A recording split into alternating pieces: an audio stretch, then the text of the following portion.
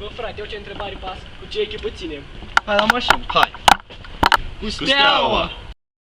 Nu dă pasă, cică. Căutați atenție. Atenție! Atenția!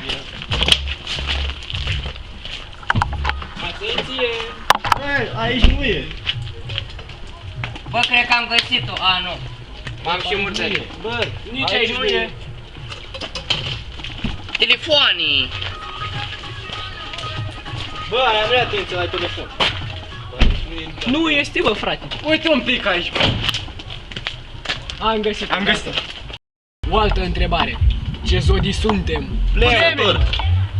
Pești. Vărsător! Gemeni! Capricorn. Leopard! Scorpion! Dacă mă masturbezi de 5 ori, poți să pățești ceva? Eu n-am pățit nimic. Începătorul! Cică, la ce v-ați gândit că ați numit această pagină Pussy Breakers? La ce ne-am gândit, mă? La măta. La măta! La măsa! La măsa! Eu topaz. Chiar ești forever alone?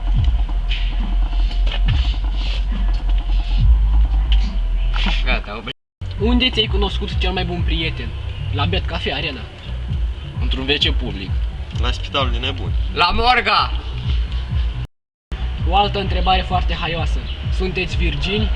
Numai Numai cameramanul! Cine e Florin Salam? Ăsta!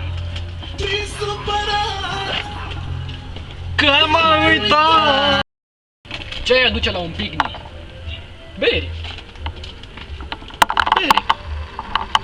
Struguri. Apucați-vă!